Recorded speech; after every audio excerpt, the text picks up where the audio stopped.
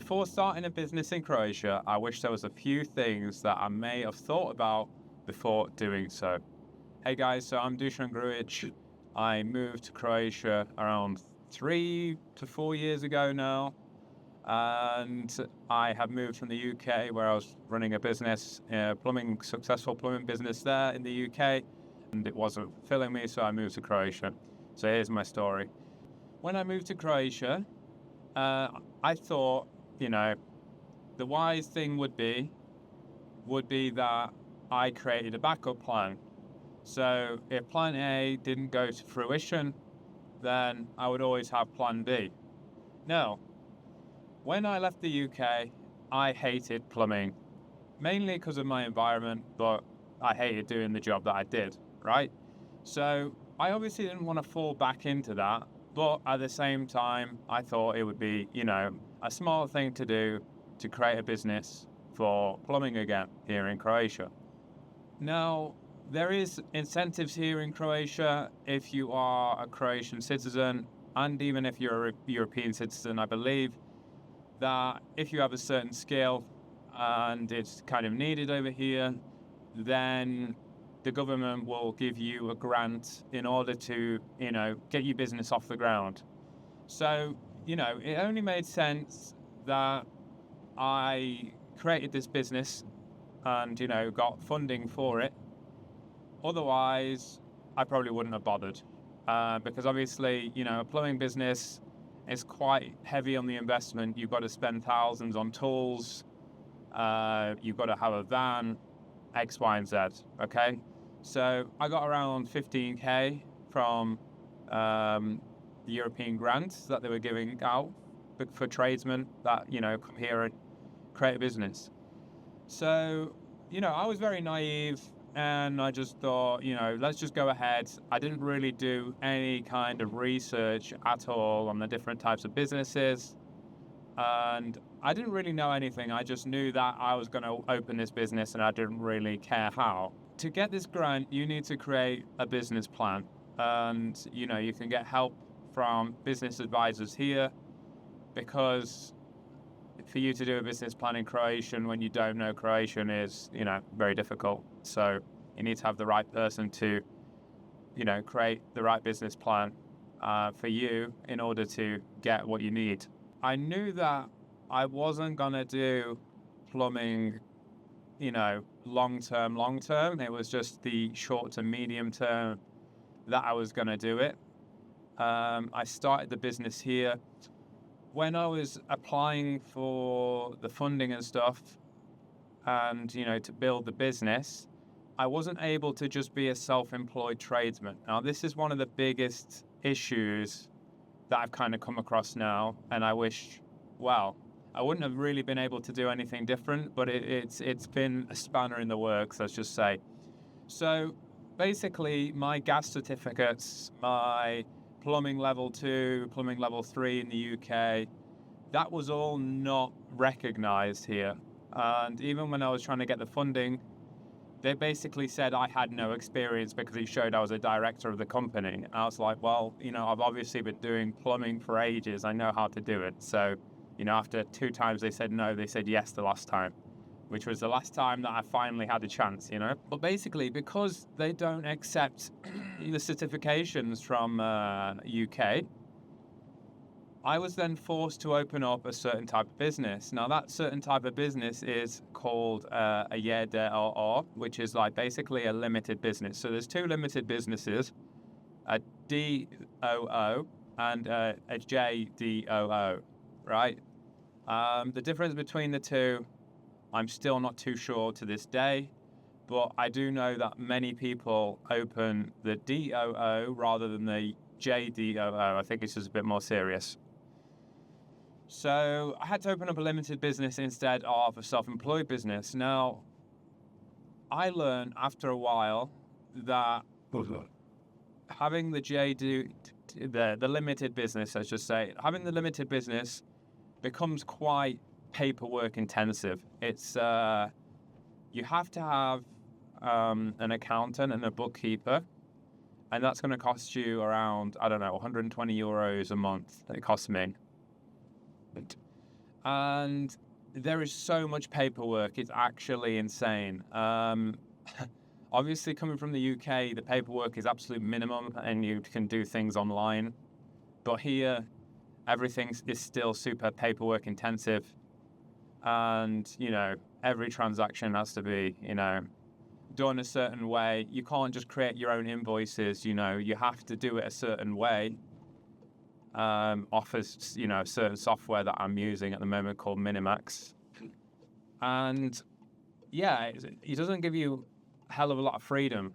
If you were to take, cash payments, for instance, or you to take card payments, you literally have to go and get fiscalization for that. I mean, it's not too hard to do, You just have to go to FINA and explain it, but obviously, when I didn't know the language, it was extremely difficult to kind of get through all these hurdles, and I just didn't understand anything. And obviously you get, documents upon documents that you can't necessarily read through. I mean, you could go through and translate it all, but it's just, a bit of a nightmare. The other thing I didn't really know was the expenses. So on a monthly basis, your expenses are gonna be around, 120, say, for accountant. Then it's going to be in total, which includes your pension, your health insurance, and other taxes. It's around 300 to 400 euros a month, right? And then obviously you've got to kind of pay yourself minimum wage as well. You don't have to. If you haven't made enough, you don't have to pay yourself minimum wage. But I worked out that for me to, keep this business running, I have to be, with the van, the fuel, the running expenses around 1,750 euros a month. Now, obviously, when you've just started off, you don't know the language in a country, really. People aren't necessarily going to trust you because you've got no reputation. And because the Croatian people, they act in, they're a different breed to what they are in UK. So I'll touch upon that in a minute. It's a lot of money to cover, basically. It's a lot of money to cover every month without you having any kind of experience in a country or understanding what the demand is for what you're doing and kind of jumping in it willy-nilly, This has to be planned really well. And I still do believe that if I really wanted to push this plumbing thing, I could have a full diary every week. That wouldn't be, I don't think it'd be a problem. But I just know that with my purpose and my passions not aligning with this, I don't want to push it because I know there's a snowball effect with plumbing. But I do know that other businesses are difficult, extremely difficult. If wanted to open up a little shop or a cafe or something, you're not necessarily going to be covering these things. I know someone who's opened up a nursery and she couldn't open up the nursery fully, so she's had to open it like a playroom. They call it igraonica here. Because Croatia just aren't accepting their certification, so she's not fully allowed to open up like a kindergarten full time. So, her monthly expenses, including, the venue that she's at, and all the kids' toys and everything, it's expensive stuff. So you just have to be kind of clear beforehand on what you can do with your skill, and don't be too naive and have, a plan in place and understand that you've got those expenses every month. When I was self-employed in the UK, for instance, you can earn up to £12,000 and not pay any tax. So you're not paying anything for your health because, national health insurance there. You ain't paying anything until you earn that 12 grand, which is amazing, right? But here, no matter if you're self-employed or anything, you're still going to have a minimum amount of 300 to 400 euros a month. Now, that kind of begs the question whether like it's actually viable to open up a business. And I understand that many of the people here do it the black way, let's just say, which in a way, don't put this legally against me, but makes sense. Why does it make sense? Because it's a lot of expense to take on your head straight away to open up a business, right?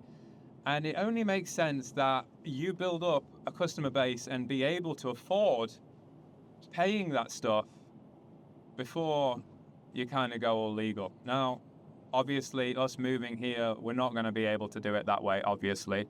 But I can understand, what I'm trying to say is I understand why locals do it that way, okay? So then comes the difference between the self-employed and the limited business.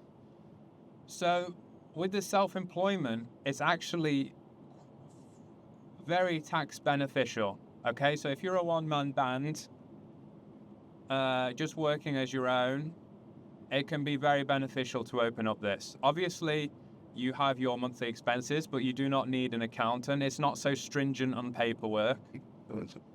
And the tax is at a flat base. So I believe, I don't know the exact figure, but I believe it's between £700 to £800 per year that you pay in tax, and that's it. And you can earn up to 40k.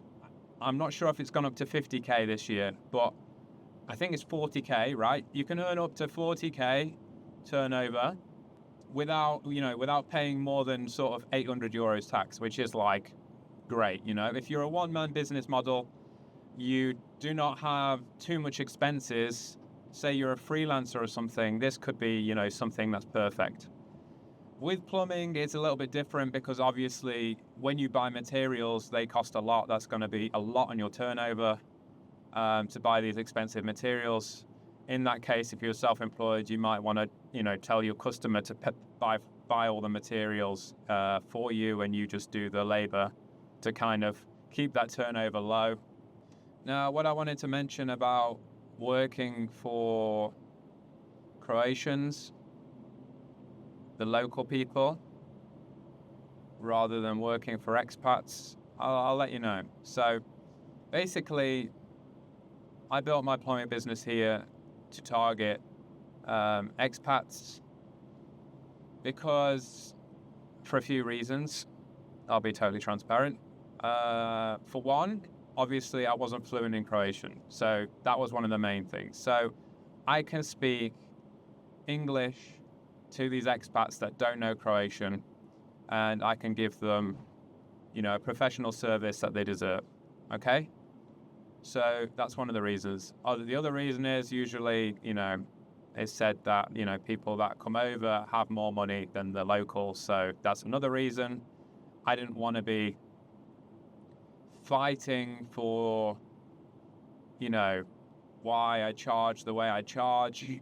People will just understand and that's it, rather than thinking someone hasn't got really much money and they're just like wondering why you charge X amount. But at the end of the day, if you're asking for a few €100 every day, in the end of it, it's not actually that much once you minus your business expenses. So let's just say, my target was $17.50 for the month just to pay myself minimum wage, right? If I'm only working 3 days a week, you've got to divide that by the 3 days a week that you're working, and then you realize your minimum running cost, and then you've got to realize like how much you want to make on top. So, sometimes it can be, I haven't got the maths right here, but, you could be earning 150 a day, and that would just be like breaking even, So obviously you need a better life for yourself. You can't just live off minimum wage, which net is around 700, €800. It's like, nothing, right? So you have to price yourself accordingly, and you can't feel too bad. But at the same time, you're starting up a new business, and you've got to, lower your prices to get yourself in the market, and then you kind of build up from that. In the UK, it's very easy to get work as a tradesman, I would say. It would just take me a matter of printing out some leaflets, posting them through people's doors, and getting phone calls, right? So that was an easy strategy to do. No online marketing, no nothing, just making leaflets, posting them through people's doors. Plumbing is a highly needed thing. Everyone needs a plumber. They'll just ring you, right? Here, I started posting cards through people's doors, and and people were coming out of their houses questioning me what I'm doing next to their postbox. And I was like really confused. I was like, I'm posting, business cards. And they're just like, well, why are you doing that? And I'm like, well, how else am I going to get business? you know, like I'm in a foreign country. How the hell else am I going to get business, right? So yeah, I targeted places next to the sea, houses that looked quite, like they had quite a lot of money. And I just targeted those areas and put the cards in. But I didn't actually get a single phone call from any of those endeavors that I did posting those cards. So I think that marketing tactic here, it just doesn't work, right? You're going to think of like marketing tactics that work in your like own country and how it works so well. And then you get here and you realize, actually, things work differently here. And in Croatia, I'm not saying it is the same in every other country that you're going to go to, but here in Croatia, in Balkan, people don't trust each other, right? They do not trust each other because everyone does each other over, right? A person can shake your hand man to man and they would easily screw you over. So this is why people don't trust. And it's a bit of a time-wasting experience that you kind of have to go through to get clients here, right? If they're, local Croatians, which is you have to meet face-to-face with them. They want to see you before you do anything in their job, right? And then, you're going to have a coffee with them. And they're going to have to basically from how you talk and how you perceive yourself, they're going to see if you're like someone that's going to scam them or not, basically. So you have to spend, half an hour of your time or more drinking coffee or rakia with a person while they weigh you up in order to get a job, right?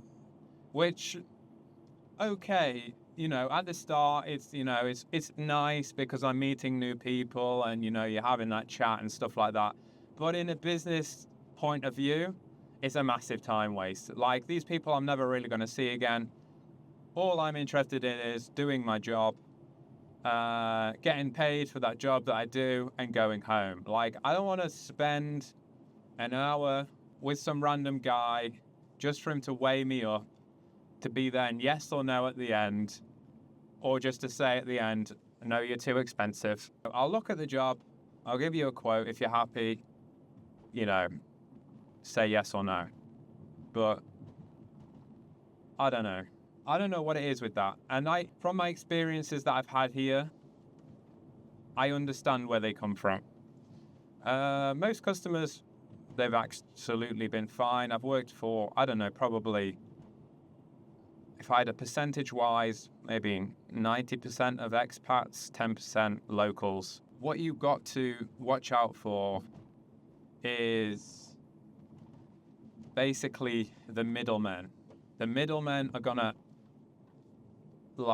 mess you around. And by middlemen, I'm on about, in my case, the builders, right? So builders that will get you a job, and they will not understand what the hell cash flow is, right? And they just blow their money as soon as they get it on bloody gambling or beers or whatever they spend their money on, right? And then when you've done your job, guess what? They don't have money to pay you for the job that you've done. So it's like, oh, I'll have it next week. Next week comes, they don't have it. Week after comes, they don't have it. After a few months, they might have the money. But what they try and do as well, they'll leverage you into another job. So you will then, oh yeah, okay, I'll get you the money, and then can you do this job? And because they still owe you something, you kind of feel like, oh, right, I'll do this job or whatever. But it's just like a never-ending cycle of them owing you money and then manipulating you to do things because they owe you and they have some power over you.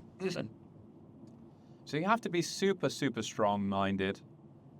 And it really builds up your character, dealing with people here. You can't be soft, you know? I tried all this British politeness, this British patience with people. Gets you nowhere, right?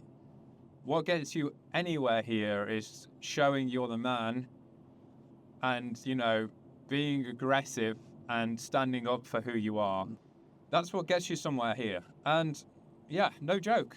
You be polite, you get nowhere here. I mean, start with politeness. By all means, start with politeness. I always start with politeness. But if someone starts taking advantage of your kindness, you have to show them that you're not standing for that. You ain't standing for people to just tread all over you. And you have to be tough. And this place toughens you up. And it's a good thing, you know? It's a good thing. It's a good thing to be toughened up. You know, if you want to find a lead here in Croatia, like, I don't know, some kind of client or someone to work with, then you might think, I'm going to email that company, or I'm going to email that person. Most of the time, that is a waste of time. People don't even check their emails here and they're not really interested, right? For you to get anywhere in this country, you need to show your face, okay? So that means walking directly into the shop, agency, or whatever, and use who you are. For instance, so I'd walk in and I'd be like, okay, well, you know, I'm from the UK. I've moved to Croatia. I'm, you know, a time-served video editor. I'm, you know, a marketer. I'm director of an X business.